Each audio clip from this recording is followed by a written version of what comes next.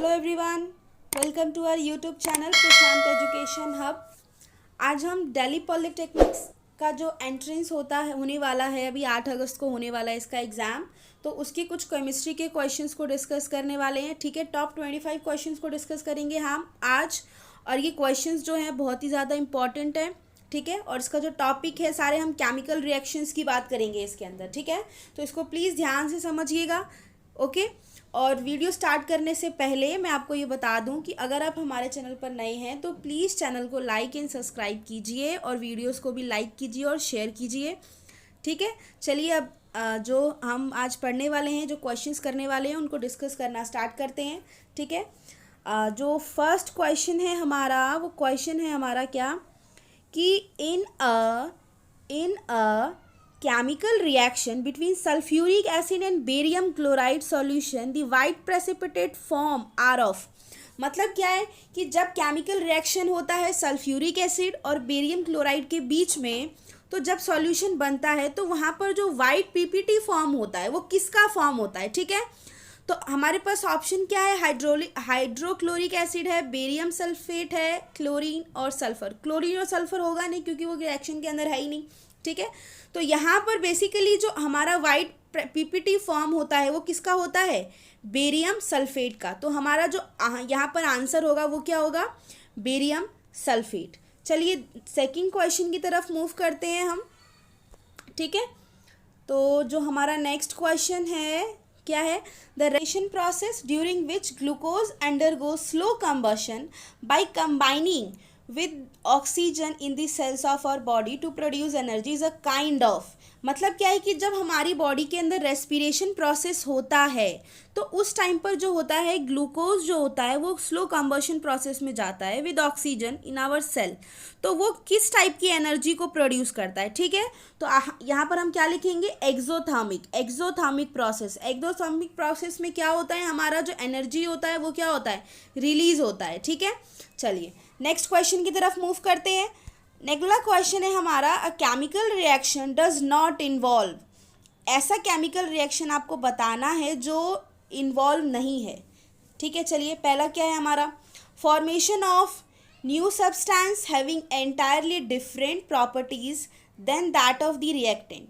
मतलब क्या है कि जो नए सब्सटेंस बनते हैं उनकी प्रॉपर्टीज़ क्या होते हैं, अलग होते हैं रिएक्टेंट से। तो ये तो सही है, उनकी प्रॉपर्टीज़ क्या होते हैं, अलग होते हैं। अगला क्या है, breaking of old chemical bonds and forming the new chemical bond. जो पुराने बॉन्ड्स होते हैं वो ब्रेक होते हैं और नए बॉन्ड्स बनते हैं, ये भी करेक्ट है एकदम। चलिए अगला क्या है, rearrangement of atom of reactant to form a new product. जो हमारे एटम्स होते हैं रिएक्टेंट्स के, उसका नया प्रोडक्ट बनाने के लिए हम उसको रीअरेंज करते हैं। ठीक है, तो ये भी हम करते हैं, ये भी ठीक है।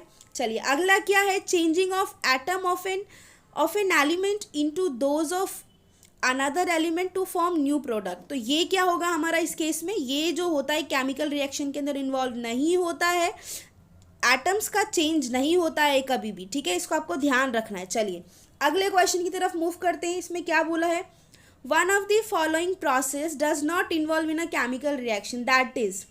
मतलब हमारे पास 4 केमिकल रिएक्शन इन्होंने दिए हुए हैं और पूछा है कि इसमें से कौन सा ऐसा प्रोसेस है जो केमिकल रिएक्शन नहीं है। ठीक है, तो हमारा पहला क्या है, melting of candle wax when heated.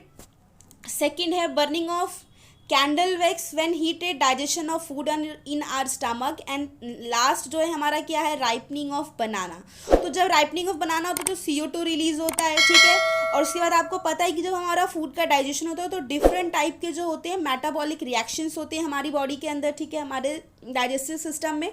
ठीक है, तो ये भी एक टाइप का केमिकल रिएक्शन है। अगला है क्या, बर्निंग ऑफ कैंडल वैक्स।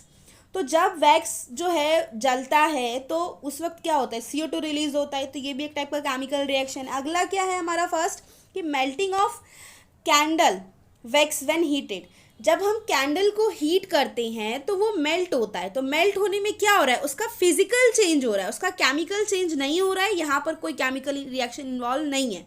ठीक है, तो हमारा जो ऑप्शन होगा वो क्या हो जाएगा, ए। ठीक है, नेक्स्ट क्वेश्चन की तरफ मूव करते हैं। क्वेश्चन क्या है हमारा, it is necessary to balance a chemical equation in order to satisfy the law of. मतलब जो हम कोई भी इक्वेशन को हम क्या करते हैं, बैलेंस करते हैं, तो क्या ये ज़रूरी है, किस लिए ज़रूरी है, तो इसमें कौन सा लॉ आता है, ठीक है, कौन सा लॉ इसको सेटिस्फाई करता है। तो देखिए conservation of motion, conservation of momentum, conservation of energy, ये तीनों इसके अंदर नहीं आते। इसके अंदर क्या आता है, कंजर्वेशन ऑफ मास। हमें पता है कि कंजर्वेशन ऑफ मास क्या होता है, जो मास होता है that is neither be created और नॉर बी डिस्ट्रॉयड, ठीक है।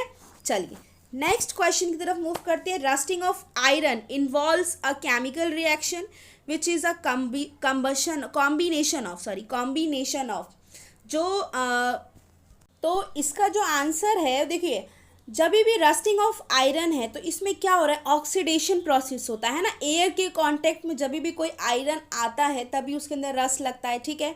और इसके अंदर कॉम्बिनेशन रिएक्शन भी है, ठीक है। तो इसके अंदर हम क्या ऑप्शन लिखेंगे, इसका जो ऑप्शन सेकंड होगा हमारा, oxidation as well as combination reaction, this is our answer. Next question की तरफ मूव करते हैं। क्वेश्चन क्या है हमारा, when ferrous sulphate is heated, when ferrous sulfate is heated strongly, it undergo decomposition to form ferric oxide as a main product accompanied by a change in color from। इसमें बोला है कि जब हम फेरस सल्फेट को strongly heat करते हैं तो ये एक डिकम्पोजिशन रिएक्शन के अंदर जाता है, जो क्या बनाता है, फेरिक ऑक्साइड बनाता है, जो कि उसका मेन प्रोडक्ट होता है। तो वो जो प्रोडक्ट है उसके कलर में क्या चेंज आता है, ठीक है। तो उसके कलर में क्या चेंज आता है, उसका जो कलर होता है वो क्या होता है, ग्रीन टू येलो में चेंज हो जाता है। देखिए आपको पता होगा जो फेरस सल्फेट के जो क्रिस्टल्स होते हैं वो ग्रीन कलर के होते हैं, ठीक है। वो किस कलर के होते हैं, ग्रीन कलर के होते हैं। जब उसको हम हीट करते हैं तो उसका जो कलर होता है वो कैसा हो जाता है, पेल येलो, यानी कि येलोइश कलर कह सकते हैं आप, पेल येलो हो जाता है, ठीक है। तो इसलिए जो उसका कलर है वो क्या होता है, ग्रीन टू येलो चेंज हो जाता है। चलिए नेक्स्ट क्वेश्चन की तरफ मूव करते हैं हम।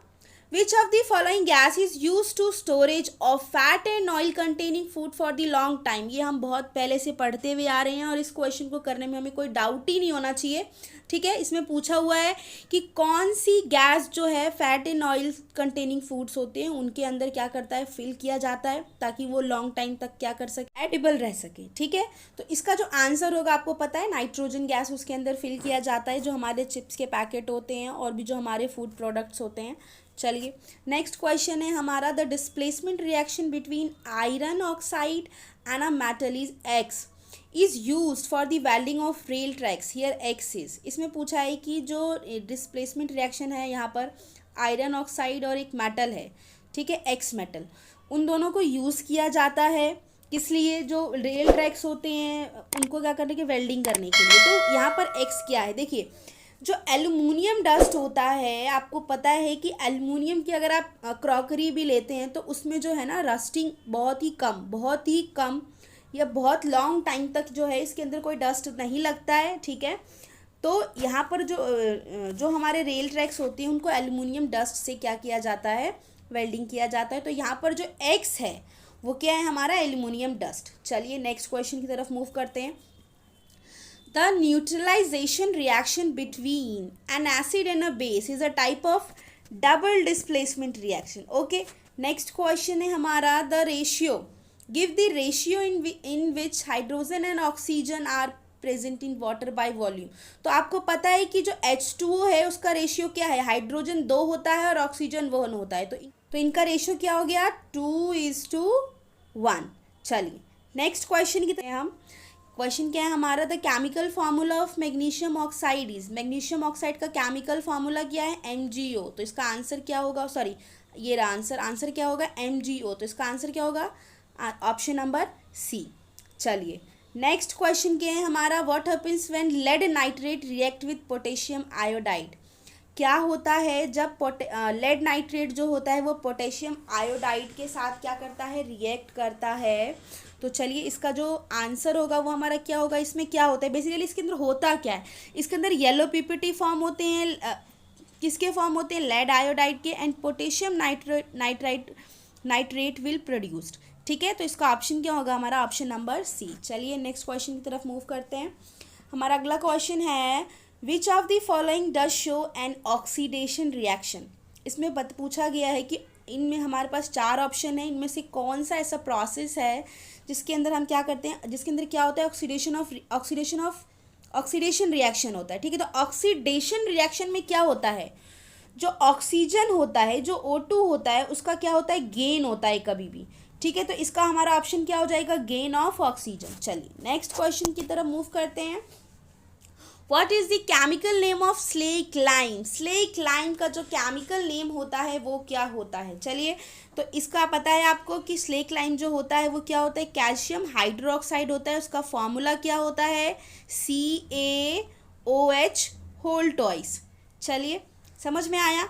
ये क्वेश्चन बहुत ही इंपॉर्टेंट है। ठीक है, इसको आपको ध्यान रखना है। जितने भी फॉर्मूलेज हैं, कैल्शियम हाइड्रोक्साइड, फिर POP का फॉर्मूला क्या होता है, प्लास्टर ऑफ पेरिस का, ब्लीचिंग पाउडर का फॉर्मूला क्या होता है, आपको इन सभी फॉर्मूलों को रट के जाना है।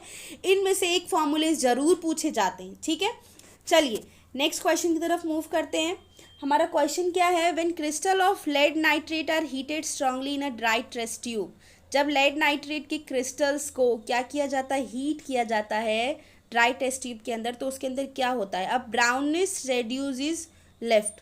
एक ब्राउन कलर का कुछ पार्ट जो होता है उसके अंदर वो रह जाता है। ठीक है, नेक्स्ट क्वेश्चन की तरफ मूव करते हैं। We store silver chloride in a dark coloured bottle because it is. हम जो है सिल्वर क्लोराइड को डार्क बॉटल में रखते हैं। क्यों रखते हैं, टू अवॉइड सनलाइट। क्योंकि आपको पता है कि इसको हम अगर ये सनलाइट की कांटेक्ट में आएगा तो ये बहुत ही जल्दी क्या करेगा, रिएक्ट कर जाएगा, जिसकी वजह से हम इसको डार्क बॉटल्स में रखते हैं ताकि सनलाइट के कांटेक्ट में ये ना आए। नेक्स्ट क्वेश्चन है हमारा, both CO2 and H2 gas, दोनों ही जो गैसेज है वो हमारी कलरलेस होती हैं। इसको आपको ध्यान रखना है। ठीक है, इसके बारे में कुछ और नहीं लिखना है कि soluble in water, acidic in nature, heavier than air, nothing else. आपको ये ध्यान रखना है कि ये दोनों गैसेज क्या होती है, कलरलेस होती है। चलिए नेक्स्ट क्वेश्चन है हमारा, the chemical formula of lead sulphate. Lead sulphate का केमिकल फार्मूला क्या होता है, लेड का क्या हो गया, Pb and SO4 is for sulphate. तो इसका क्या होगा answer, PbSO4, sorry option C है इसका आंसर। ये रहा PbSO4, that is Pb2, right. और हमारा आंसर क्या होगा, PbSO4, लेड सल्फेट। चलिए नेक्स्ट क्वेश्चन क्या है हमारा, rancidity can be prevented by. जो रेंसिडिटी होता है उसको हम कैसे प्रिवेंट कर सकते हैं, एडिंग एंटीऑक्सीडेंट। एंटीऑक्सीडेंट्स वो चीज़ें होती हैं जो उसको ऑक्सीडेशन प्रोसेस होने से बचाती है। चलिए नेक्स्ट, और अगला क्या है हमारा, storing food away from the light. और जो सनलाइट होता है उससे हमें क्या होता है, ये कोई भी लाइट है उससे हमें क्या करना है, फूड को स्टोर करने उससे दूर रखना है। कीपिंग फूड्स इन रेफ्रिजरेटर। और अगर हम फूड को रेफ्रिजरेटर के अंदर रखते हैं तो उससे भी क्या होता है कि रेंसिडिटी को हम प्रिवेंट कर सकते हैं और अपने फूड की जो लाइफ लॉन्ग है उसको बढ़ा सकते हैं। ठीक है, तो इसका आंसर क्या होगा हमारा, all of these. Option D जो है इसका करेक्ट आंसर है। नेक्स्ट क्वेश्चन जो है हमारा, chemical rust is. Chemical rust क्या है, एक हाइड्रेटेड फेरस है। क्या है, एक हाइड्रेटेड। चलिए अब हम अपने नेक्स्ट क्वेश्चन की तरफ मूव करते हैं। क्वेश्चन है हमारा कि in which of the following heat energy will evolve. कौन सा ऐसा प्रोसेस है जिसके अंदर हीट इवॉल्व होता है, तो electrolysis of water. Electrolysis of water में क्या होता है, हाइड्रोजन और वाटर के बीच में रिएक्शन होता है। ठीक है, अगला क्या है, जो हमारा dissolution of NH4 ammonium chloride in water. तो जब इस दोनों को हम क्या करते हैं, मिक्स करते हैं, तो वो कूलिंग इफेक्ट देता है। जब आप इसको करेंगे तो आप देखेंगे कि जो हमारा बीकर होता है वो क्या होता है, कूल हो जाता है। ठीक है, बर्निंग ऑफ LPG, जिसमें क्या होता है हमारा इवॉल्व होता है, एनर्जी इवॉल्व होती है। और नेक्स्ट है decomposition of AgBr in the presence of sunlight. ठीक है, तो हमारा आंसर क्या हो जाएगा, ऑप्शन C हमारा आंसर हो जाएगा, बर्निंग ऑफ LPG। ठीक है, अब जो है हम आज अपने लास्ट क्वेश्चन हम अब अपना करने जा रहे हैं। ठीक है, अगला लास्ट क्वेश्चन है हमारा क्या, fatty foods become rancid due to the process of. अब फैटी फूड्स जो होते हैं वो रेंसिड क्यों हो जाते हैं, क्योंकि उसके अंदर क्या हो जाता है, ऑक्सीडेशन हो जाता है, राइट। तो इसका आंसर क्या होगा हमारा, ऑप्शन नंबर A, ऑक्सीडेशन। ठीक है, होप गाइस कि आपको हमारी वीडियो पसंद आई हो, और अगर ये वीडियो आपके लिए हेल्पफुल है तो प्लीज़ हमारे चैनल को लाइक एंड सब्सक्राइब कीजिए। ठीक है, और वीडियो को पूरा देखिएगा। ठीक है, पूरा देखेंगे तो आपको बेटर समझ आएगा। Thank you for watching our video.